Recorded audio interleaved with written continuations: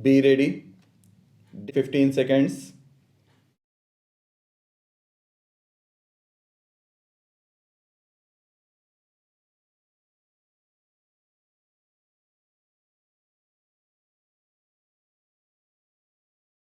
Mr. Vice Chairman, sir, by moving this bill for consideration, my honorable friend has raised a very important question affecting public life. There could be absolutely no matter of doubt that the corruption in public life has become rampant. As a result of this, people in public life have become great suspects. In a seminar which I was attending on code of conduct for public men, somebody observed that once a man becomes a minister, occupies a seat of power, for generations his economic problems are solved.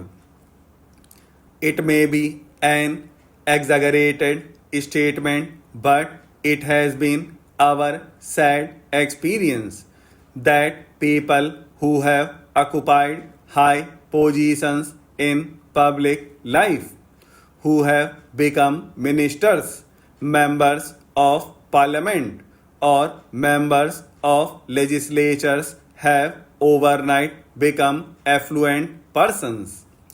This may not be true of all members of parliament. This may not be true of all members of legislatures.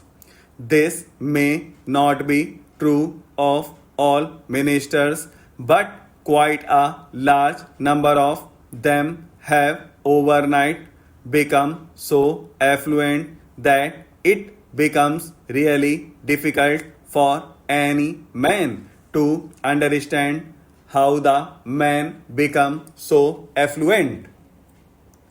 The whole thing becomes a mystery to the common man, and the character and integrity of the person concerned becomes highly suspect.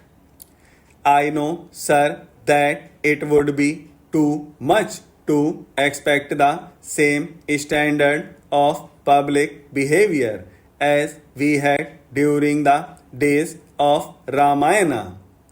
Those who were in charge of administration, those who were occupying the highest office, put themselves to the highest form of test, the highest form of ordeal. Can there be any doubt that public life is so much corrupted today that we have all become suspect?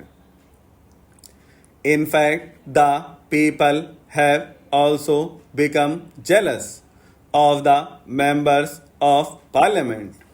They say somehow one has got to become a member of parliament or a member of the legislature or somehow come closer to the corridors of power. Why do they say this?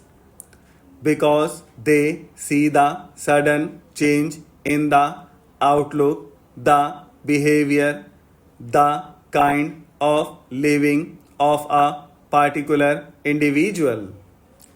But, sir, the solution in this problem of corruption in public life may not be like instant coffee.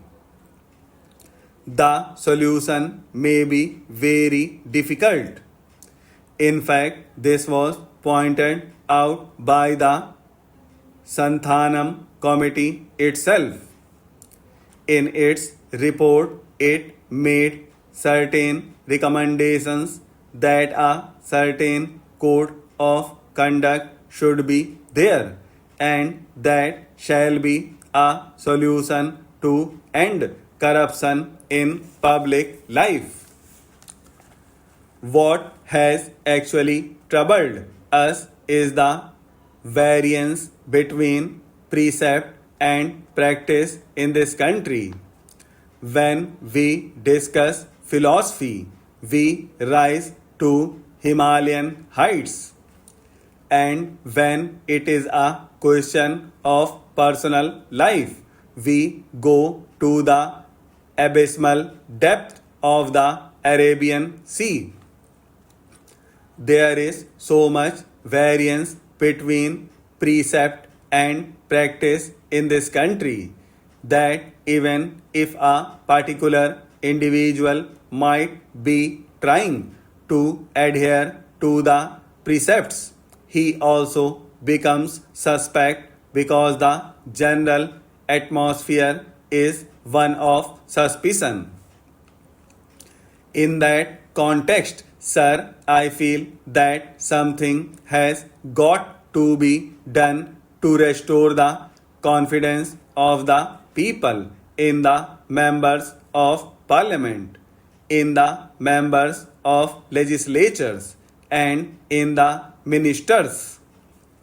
Now, my friend made a suggestion that after all, we are all answerable to the people in this country, and when representatives come through elections and people vote for them, that is a sure proof of the people's confidence in those elected representatives. I would respectfully differ from my friend on this kind of a diagnosis or analysis of the problem that electorally everything can be solved. The problem of human character, human integrity, human behavior, morality cannot be solved by an electoral process.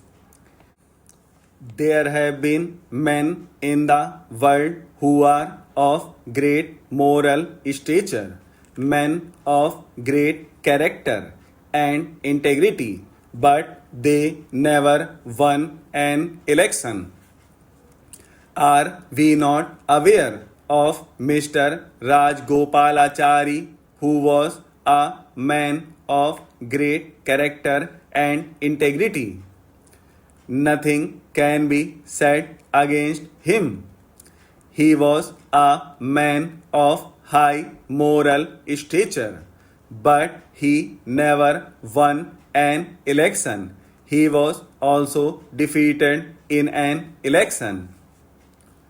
Let us not try to beguile ourselves by saying that by our being electorally established, our character is established, our integrity is established, our moral standard is established.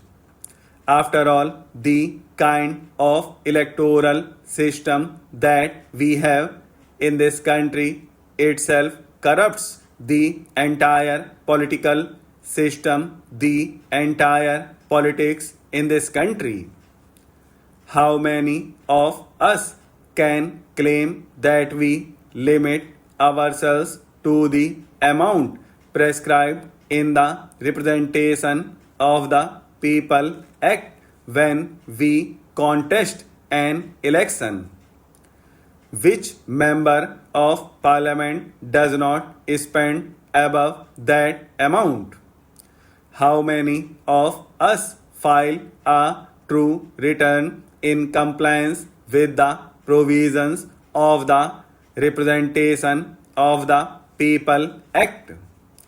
Most of the candidates file false returns, and this has been taken as an accepted way of life. Therefore, we should not expect that once it is electorally established that somebody has been elected, he must automatically be deemed to be a man of character, a man of integrity, and so on and so forth. Such a proposition, at least I personally cannot accept.